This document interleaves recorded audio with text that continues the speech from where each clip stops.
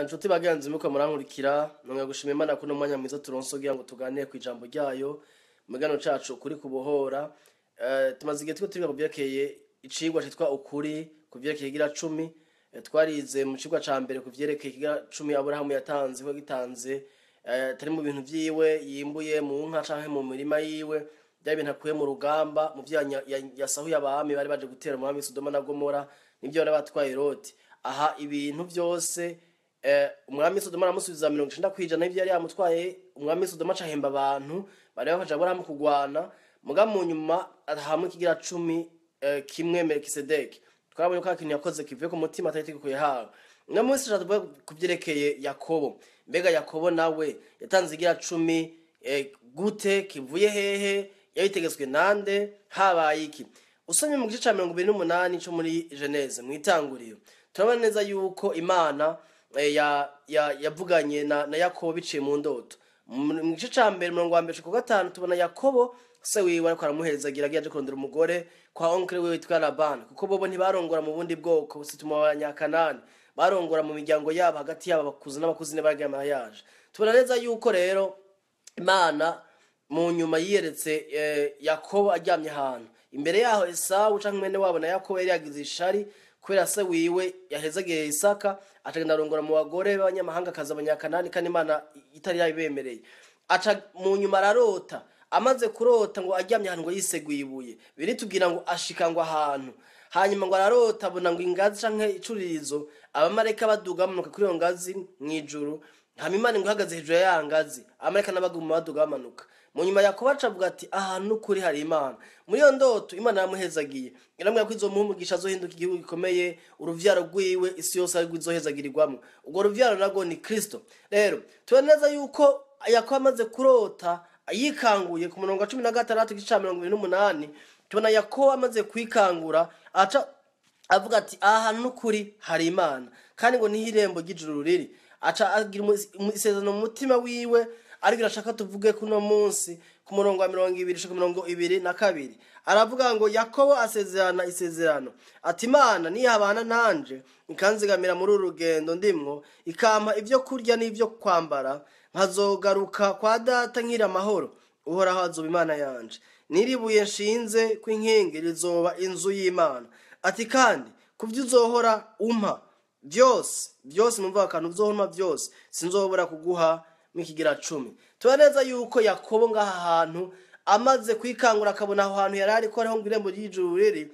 agira isezerano mu mutima agira promesse agira isezerano aravuga ati iyo hantu Imana inyerekeye byukuri nimba Imana izonjana ikampa imfungurwa ko yarafashe urugendo kuragiye kurondera umugore ati niyo amika imfungurwa ikampa ivyo nambara hama ikangarukana amahoro mu nzu kwa data atakintu cambayeko Imana izohinduka Imana yanje.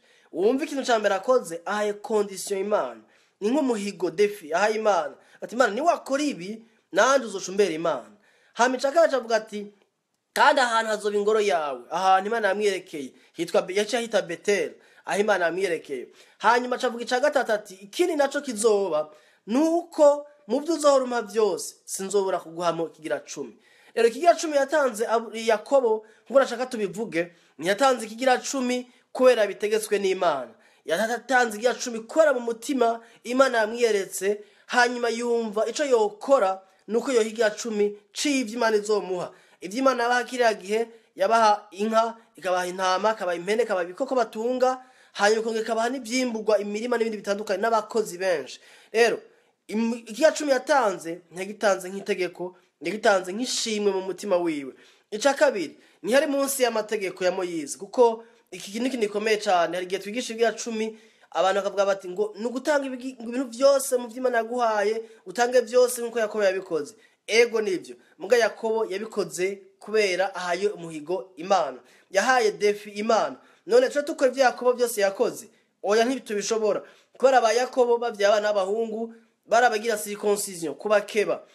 None cyo dufata abana bacu tubakebe ngo nikora Yakobo yabikoze oya no musi circoncision nimba ikogwa kubera kumbure ari kwera igikwa c'isuku atari ko ari itegeko. Naba Yakobo babikora kubera Imana yabibwiye Aburahamu ko ari ikimenyetso c'inyuma ciherekana yuko umuntu yahindutse umuntu w'Imana atandukanye n'abandi bantu. no muzi twebwe circoncision Imana itugirira ni mu mitima, igirirwa abagabo kagirwa n'abagore, abakobwa n'abahungu, kwera Yesu aje mu mutima wawe ya circoncision. Rero uwo n'umugenzo bakora mu kiriya gihe twebwe tagikurikiza.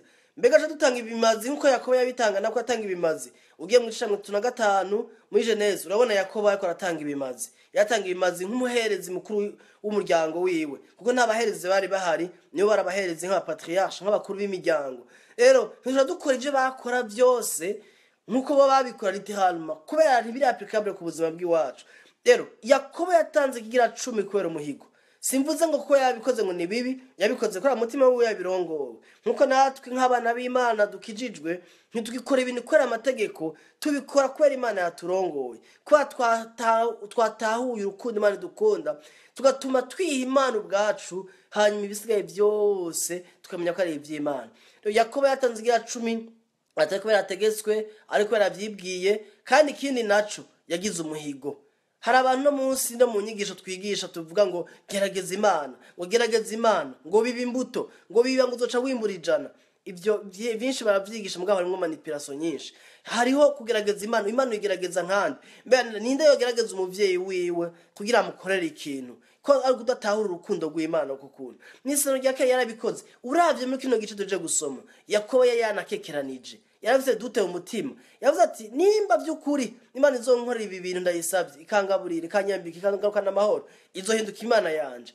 Mugari byasigaye ko Imana idasanzwe ari Imana yiwe, yari Imana ya Aburahamu na Isaka, munyuma y'Imana yiwe. Bisigaye yuko harimo dute mu vyakoze, harimo kugerageza. Kandi yuko bitubwira mu Nouveau Testament yuko ikintu cyose gikozwe atari kwizera ni icaha, ni ikintu kibi. Imana ishaka ko dukora ibikorwa bipfuye, ishaka ko dukora ibintu biri mu bwoba, ishaka ko dukora ibintu biri mu gukekeranya, ishaka ko ibintu biri mu kuvuga ngo ntakoze ibi Imana ngurangira nabi. Oya, ahubwo no gutaruka Imana n'umuvyeyi wawe.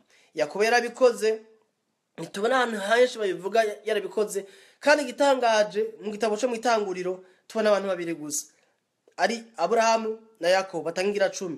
Nabo nyene bivuye mu mitima yabo. Aburahamu ntiyatanze nakigira 10 mu bintu vyiwe, yatanze kigira 10 mu bintu yanyaze abami bari baje gutera Sodoma na Gomora na Loti. Nivyo yatanze, ntigeze atanga mu bintu vyiwe. Rero bene data, ndagenda babwirira ijambo mu kurangiza. Nukuri mukora ibintu mu mitima munezerewe, ntimukora ibintu kwera amategeko, ntimukora ibintu kwera ubwoba. Mu nyigisho zizokurikiye tuzokwiga ubwoko bune bw'ibigira 10. Ndiza ko inyigisho zobafasha. Izi zindi za intangamarara kumbure, kuko abantu bigisha cyane ibigira 10 nabishimikirako bakunda kuzana Aburahamu na Yakobo. Ngo nero ngo ntibari imbere y'ivyagezwe. Ego nivyo bari imbere y'ivyagezwe. Ivyagezwe ntivyari bwatangwa ico gihe. Mugabo Aburahamu mbega yatanze kigira 10 c'ibintu yama yimbura imisi yose yamatangira 10. Oya, sivyo Bible yigisha muri Genese 14. Twarabonye yuko Aburahamu yatanze kigira 10 mu minyago. Yabitangiye ari kuri terrain hana ko aragwana mu ntambara. Mbega Yakobo yamye atangira 10 imisi yose. Ntabyo tubona biri tubwitugira ngo yagize isezerano yuko Imana yabimukorera. Kumbasha ko yabananje abikora nkuko yo batabananje abikora. Ico si kintu tebako cyane muga nshaka kuvuga nuko ntiyabikoze ategetswe ni Imana. Ntiyabikoze kubera ubwoba, kubera yikaka ngo imivumo ngo izomubaka nkuko benshi twigisha no munsi. Abakristo benshi bagenda barahamuwe n'inyigisho zibabwira ngo imivumo, ngo iruryi, ngo murago, ngo Imana ngo ntimuzotera imbere. Ariko gosukuri kujambo ry'Imana tuzobibona. Rero inyigisho kurikiya tuzokwiga kuvyerekeye ubwoko bune bw'ibigira 10. Bibiliya yigisha amategeko ya Moyize. Ningene no munsi mu mashengero canke twebwe twigisha ubutumwa, kandi naravyigishije na jewe ndiko ndavuga si ibintu ntigeze nigisha, kandi nkavyigisha ntanabibamo. Tuzosanga ko ubwoko birivuga igira 10 siko tuvyigishwa, siko tunavyigisha. Kandi Imana izidufashe wowe uri umurongozi ukazovyumva, uzowicare ubisuzumishe ijambo ry'Imana. Ntagi ikintu nakimwe nzovuga muzokwemera mutagisuzumishije Bibiliya. Kandi mukabana nihenze nukuri ndi umuntu nkunda kwigishwa, muzonyandikire mumbwe ati mukozi w'Imana canke mwene data ibi bintu bavuze sivyo, turagusavye ubihindure canke bivuga gutya. Mugabo Imana dufashe inzo tuvugane nabi ngo dutukane, kuko Imana ntishaka ko dukankamirana kuri Facebook, ishaka ko twubakana.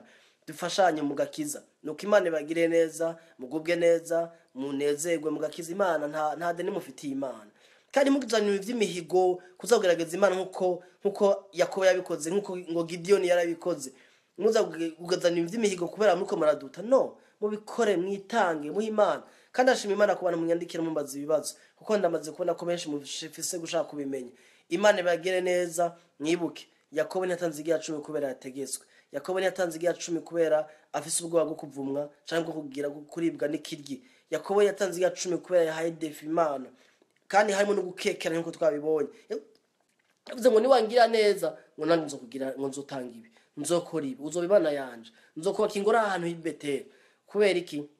Ari mu bwoba. Rero mugubwe neza. Ari ibibazo mufise masha kunyandikira, nzokwama ngerageza kwishura ko nshobojwe, ko sinzi byose ndacako ndiga nanje, ariko bimwe mu byo tuzi fo ko tubibwira bene data mu rukundo, atagucanira imanza, atagukritikana, ariko dufashanye. Imana yipfuza ko tugendera mu kuri kandi ukuri kutubohora. Nta kintu kiryoshe nk'iyo umuntu akora yigisha ikintu c'ukuri canke uwo kacakira kugira ngo kigufashe nawe gifashisha abandi.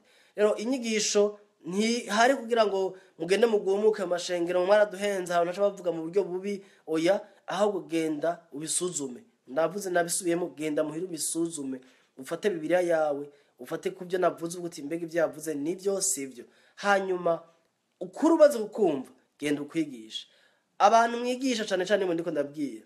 Nimwagenda mugasanga hano ukuri mu byo nzovuga mu nyigisho zikurikirana, ugasanga nukuri genda ubyigishe mu ishengero, ubahe kwidegemvye, bakorera Imana bidegemvye, atamuntu afise ubwoba ngatanga amahera yiwe kubera ubwoba n'ibindi, atakora muko murabakanga, oya, ugende mu babwira ukuri kw'Imana, kandi ukuri kuzobafasha kubohoka, bazoruhuka, bazokora ibikorwa by'Imana, bazotanga. Benshi bashagira ubwoba ngo none ngo utanze ngo tubuje gutanga ibigira 10 ngo ishengero rizobaho gute. Ivyo je ndavyita gukekeranya, ni gutizera Imana, ni gushira ukwizera mu nguvu zawe, ni gushira ukwizera mu mafaranga, ni gushira ukwizera muri manipulation. Kubera Imana yabesheje abantu benshi bakorera Imana, nuko barankurikira, hari abantu mvuga ubutumwa mu bikorwa by'Imana bitandukanye, ata amafaranga muhembwa, ariko Imana yabeshejeho. Ibi ndabivuga ko narabibayemo n'ubundi ndabibayemo. Mu gukoresha amaboko yacu biratubya dukoresha amaboko yacu, yaduhaye amatara n'amadon, turashaka gukoresha ubwenge, turashaka gukoresha iby'Imana yaduhaye, tugakora tukabaho.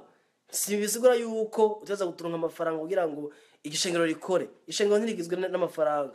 Yesu nitubona toza bigira 10 tuzobivuga ko navyo nyene, ariko baramushigikira financièrement, baramutaba kandi tubona ko atera ubwoba, ahubwo yarabakunda akabigisha akabasengera, bo nyene mu mitima iwabo bakitanga, bakumva bo mikuriki tubiri tubwira ngo Yuda yari umuntu ajeje ikigiga ca Yesu.